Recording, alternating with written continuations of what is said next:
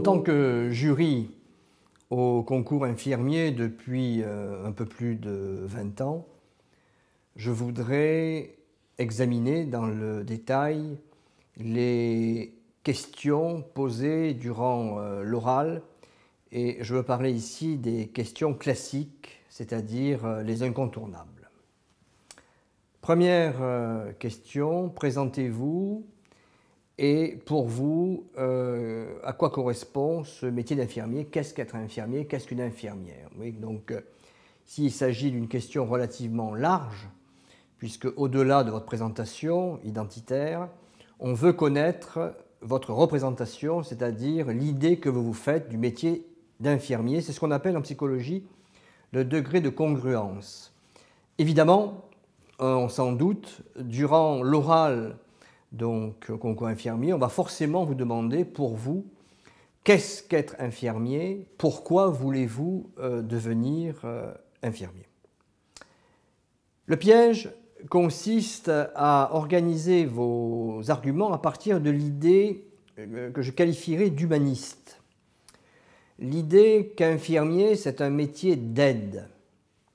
Il faut que vous arriviez à prendre une certaine distance par rapport à cette idée toute faite et travailler dans un service, aujourd'hui, qu'il s'agisse des soins palliatifs, du bloc opératoire, les urgences, etc. Cette démarche, ce métier n'a absolument aucun rapport avec le fait de participer à, je dirais, des actions humanitaires, que ce soit le Restaurant du Cœur ou autre, etc. Donc, si le jury vous pose la question participez-vous, avez-vous des actions associatives, etc., il faut être très vigilant car c'est un piège. Car on veut vous faire dire en quelque sorte que pour vous, soigner, travailler dans un service hospitalier en tant qu'infirmier ou infirmière relève de cette volonté d'aider son prochain. Et là, je voudrais tout simplement faire une contre-lecture de cette idée commune, à savoir le métier d'infirmier, le problème est qu'il trouve ses racines dans la religion, c'est-à-dire que les premières infirmières étaient des religieuses. Et il faut aujourd'hui bien prendre conscience que dans l'idée commune, je dis bien dans l'idée commune de tout un chacun, l'infirmière doit avoir une vocation, ce qui est faux. Je suis totalement opposé à cette idée et j'irai même plus loin. Je dirais que dans la conscience commune, l'infirmière, au fond, aujourd'hui, est considérée comme une sainte laïque. Et j'irai même plus loin, une sainte laïque mal payée, puisque si on se réfère aux statistiques des salaires des infirmières dans le monde, eh bien, la France intervient et est située au 15e, au 20e rang. Donc, il y a une notoriété commune aujourd'hui que de dire que dans l'état actuel du service public, les infirmières sont très mal payées. Et si on considère l'action et le métier de l'infirmière dans le service public au regard de l'infirmière libérale, on constate évidemment que l'infirmière libérale, le salaire est multiplié par 4. Donc, ce que je veux dire, et c'est donc le cœur de mes propos, c'est que lors de la présentation à l'oral, il faut être conscient que infirmier, ce n'est pas une vocation. On ne se sent pas appelé, puisque la vocation, c'est le fait de se sentir fait pour un métier. C'est un métier avec une déontologie, avec une équipe, un savoir-faire.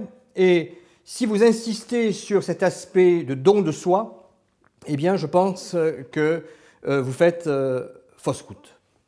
Deuxième question classique, la question de l'échec. Qu'envisagez-vous en cas d'échec ? Évidemment, vous serez tenté de répondre « je recommence ». Mais en cas d'échec répété, je vous conseille tout simplement de prendre cette posture. Premièrement, l'idée que vous allez vous remettre en cause. Pourquoi j'ai échoué? Quelles sont les raisons? Est-ce que je dois redoubler d'efforts? Est-ce que je dois changer de méthodologie? Ensuite, il vous faut obligatoirement un plan B. Je chercherai un travail pour être autonome. L'idée d'autonomie financière et économique est très importante. Je trouverai un emploi à mi-temps dans une maison de retraite médicalisée. Il faut véritablement que le jury ait le sentiment que si on vous chasse par la porte, eh bien vous rentrez par la fenêtre. Je veux dire par là que vous ne démordez pas et que ce métier, vous envisagez à tout prix de le faire, et quel que soit le temps et le chemin, la voie pour justement atteindre votre objectif. Il est également fréquent, troisième question, que les jurys vous demandent de choisir entre plusieurs services. En milieu psychiatrique, le malade n'est pas forcément conscient de sa propre maladie. Dans le cadre du bloc opératoire, si vous mettez en avant, je dirais, l'aspect relationnel et la relation privilégiée, le dialogue et l'écoute, évidemment, ça n'a pas de sens compte tenu que le patient est sous anesthésie. Bien évidemment, chaque service est, je dirais, particulier et il faut le positiver, c'est-à-dire montrer soit que l'un des services vous intéresse en particulier, c'est-à-dire pour des raisons qui vous sont personnelles, mais il ne faut en aucun cas, bien évidemment, en écarter un. Sachez pour l'anecdote que peu de personnes choisissent la psychiatrie. Concernant également une autre question très classique, qu'appréhendez-vous? Les jurys vous poseront la question suivante, à savoir qu'appréhendez-vous dans le cadre du métier? Cela revient un peu à la question des défauts. Il ne faut surtout pas dire évidemment quelque chose qui est rédhibitoire. Et beaucoup de candidats répondent « j'appréhende la mort ». C'est une question, si vous voulez, classique et il faut évidemment être très prudent en la matière. Premièrement, parce que cette réponse est sotte. Je veux dire par là que le rapport à la mort est un cas, je dirais, existant, qui est certes courant, mais que l'on ne retrouve pas dans tous les services. Donc se focaliser sur le problème de la mort en associant l'hôpital comme étant en quelque sorte une morgue n'a pas de sens. D'autre part, une infirmière ne redoute pas la mort en tant que telle, mais surtout et avant tout l'incapacité à pouvoir soulager la douleur. Et de l'autre côté, cette idée selon laquelle l'infirmière doit être à l'écoute, doit être bienveillante, il faut savoir la remettre également à sa place, puisqu'il arrive que vous ayez tout simplement des patients malveillants et des patients peu sympathiques. Donc il faut arrêter de considérer l'infirmière comme une sorte de nonne, comme une sorte de personne ayant la vocation, et il faut remettre les choses dans un cadre tout à fait autre. C'est un point de vue, je le sais, un peu différent de ce que l'on vous prépare, de ce que l'on vous dit dans les prépas. C'est un point de vue évidemment que je vous soumets afin justement que vous y réfléchissiez.